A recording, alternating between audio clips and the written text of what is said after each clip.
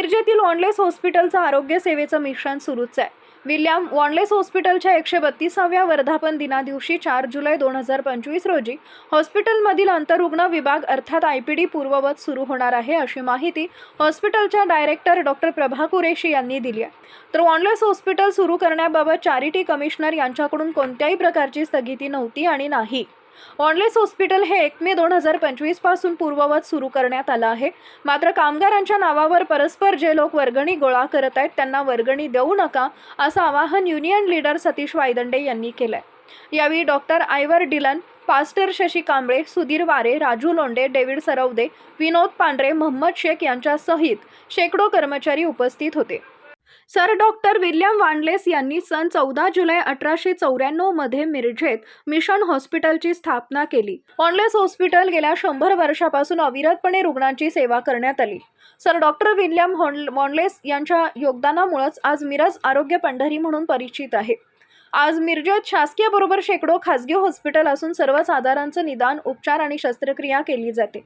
मात्र गेली 4 वर्ष विविध कारणांमुळे मिरजेतील ऐतिहासिक असं वॉनलेस हॉस्पिटल बंद होतं।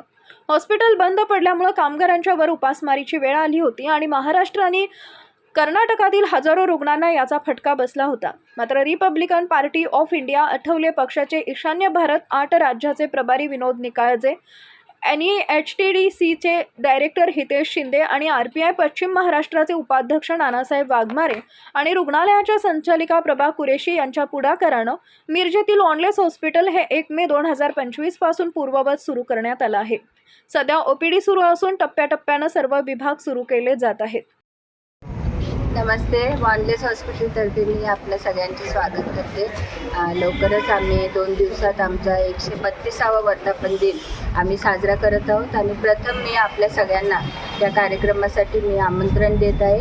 आमची MMC फॅमिली, सगळे स्टाफ, सगळे विद्यार्थी यांच्यातर्फे आम्ही उपकारस्तुती करणार आहोत आणि देवाचे आभार मानणार आहोत की त्यांनी हा दिवस आम्हाला दाखवला की आम्ही 131 वर्ष पूर्ण करत आहोत। तसंच आम्हाला ह्या आनंदाच्या क्षणी आमच्या चॅरिटी कमिशनर मॅडमने एक चांगला निर्णय दिलेला आहे की कुठलंही आमचं कामकाज थांबवलेलं नाही आहे आणि आमचं कामकाज व्यवस्थितरित्या पुढं जाणार आहे। आणि त्या कामकाजाच्या जे आम्हाला थोडासा खीळ बसला होता जून महिन्यात कोर्ट कचेऱ्या आणि ह्याच्यामुळं, ते आता आम्ही पूर्ण आमचं फोकस दवाखान्यावर ठेवू शकू आणि आमचं जे इंडोर आहे ते 4 तारखेला आम्ही उद्घाटन करून आम्ही चालू करणार आहोत, OT चालू करणार आहोत। आणि त्यासाठी आम्ही पुन्हा एकदा आवाहन करतो सगळ्या नागरिकांना की आपलं दवाखाना हा आता इतके दिवस OPD होती, आता IPDसुद्धा आम्ही म्हणजेच आंतररुग्ण विभाग आम्ही चालू करत आहोत। आज 2 तारीख, आज समाजापुढे येत असताना खरोखर आनंद होतो आहे। 1 मेपासून आम्ही हॉस्पिटल जे चालू केलेलं आहे ते अखंडित चालू आहे। काल धर्मादाय जॉईंट कमिशनर यांनी जो निकाल दिला त्याचं आम्ही स्वागत करतो आहे। आणि समाजापुढे येण्याचं कारण काय आहे की वॉनलेस हॉस्पिटलच्या अनुषंगानं काही लोक वर्गणीच्या माध्यमातून पैसा अमाप गोळा करत आहेत, तर त्यापासून त्यांना जागरूक करण्याचं काम या अनुषंगानं आम्ही समाजापुढे येत आहे।